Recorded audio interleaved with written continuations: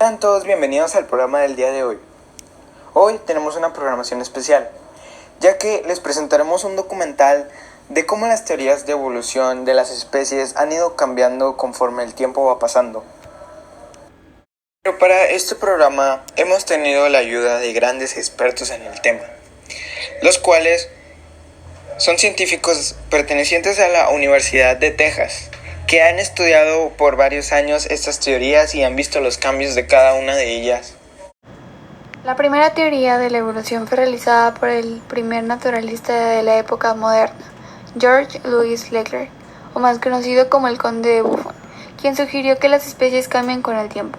Realizó una obra llamada Historia Natural en la que expresa su hipótesis acerca de que los organismos inicialmente creados pueden estar relacionados a cambios por diferentes factores, así generando nuevas especies. Su propuesta se conoce como teoría del transformismo, la cual se considera un paso intermedio entre la teoría fijista y de la evolución. Uno de los aspectos importantes en esta teoría es que la Iglesia no aceptaba esta idea, pues para ellos su ser supremo era quien había realizado todo y era imposible que existieran cambios. Esta teoría aportó la nueva idea de que el mono es una degeneración del hombre, y así con otros animales.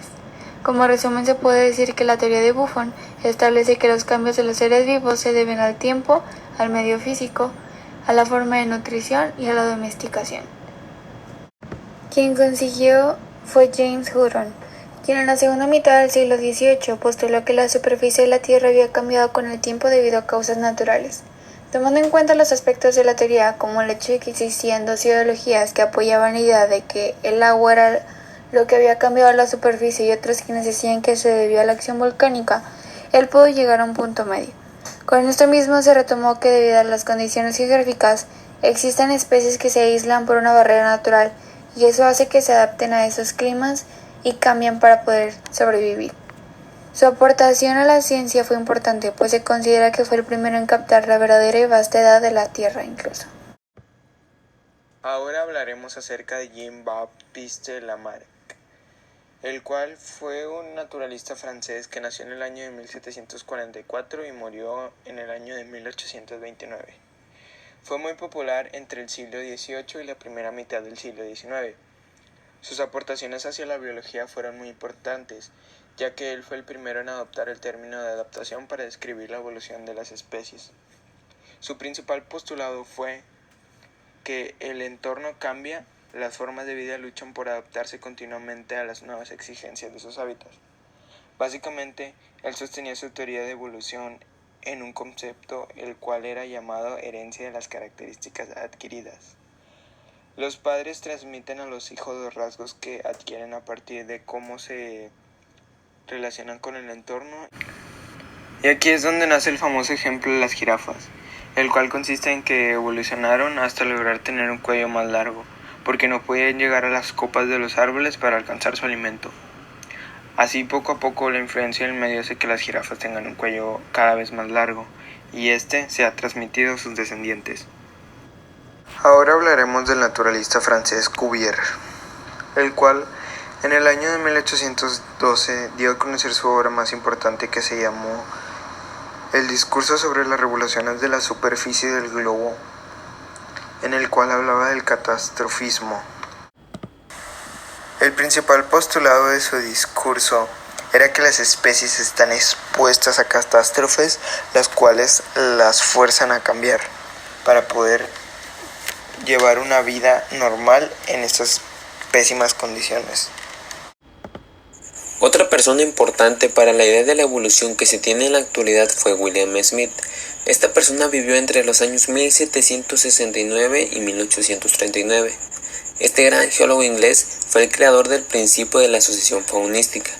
Este principio menciona que existe una gran relación entre los fósiles y el suelo donde se encuentran. En pocas palabras, menciona que entre más profundidad se excave, se encontrarán fósiles más antiguos. Por otra parte, nos menciona que se encontrarán los mismos tipos de fósiles en una determinada área horizontal. Este gran personaje llegó a dicha conclusión al ser un supervisor en la excavación del sureste de Inglaterra. Comenzó a diseñar los mapas necesarios para determinar las capas que se tenían en casi toda Inglaterra en el año de 1801. Se comenzaron a publicar estos mapas hasta 1816 y fue hasta 1831 cuando se les comenzó a dar la importancia que se les merecía.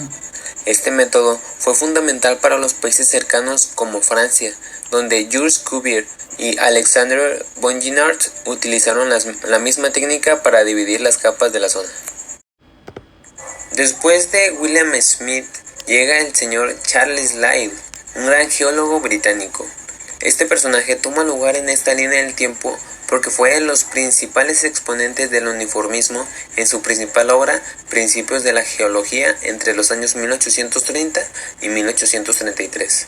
Este principio dice que la Tierra se había formado lentamente a lo largo de extensos periodos de tiempo y a partir de las mismas fuerzas físicas que hoy rigen los fenómenos geológicos, como la erosión, los terremotos, los volcanes, las inundaciones, etc. A su vez, forma parte de la corriente gradualista, donde nos habla que los cambios geológicos y biológicos se dieron mediante periodos sucesivos de extinción y creación. Esta última ideología fue de gran importancia, ya que fueron la base de Charles Darwin para constatar la idea que se tiene en la actualidad sobre la evolución.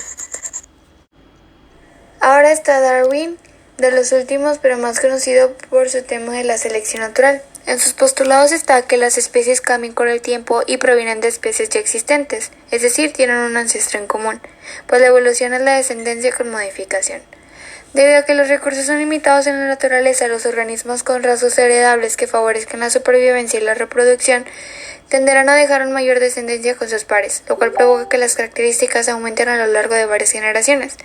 Charles Darwin escribió su libro El origen de las especies en 1850. Las ideas de esta obra fueron basadas en diversas expediciones entre 1831 y 1836.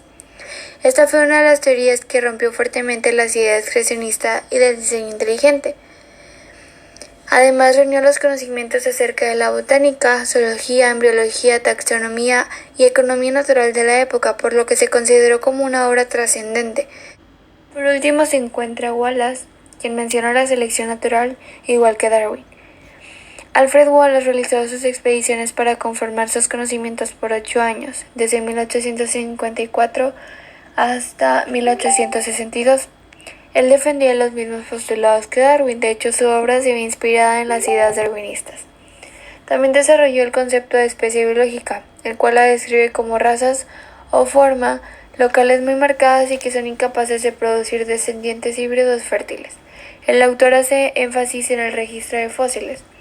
Wallace se enfocó en la influencia del medio en la selección natural, mientras que Darwin lo hizo en la competencia de las especies por sobrevivir. Los postulados también está el ensayo Ternate, que menciona que una especie se transforma en otra solo si se está luchando por sobrevivir.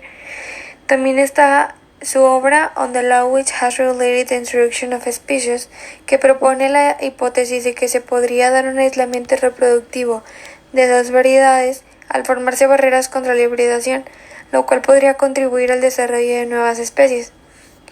Esta teoría contribuye al conocimiento actual sobre la evolución porque se trató de un modelo muy cercano a las ideas de Darwin, pero existieron pequeñas discrepancias como el enfoque en las causas de la evolución. Se consideró una investigación complementaria a la de Darwin. Muy bien, eso fue todo por la emisión de hoy. Recuerden que si quieren saber más acerca de estos temas pueden consultar la bibliografía al final del video.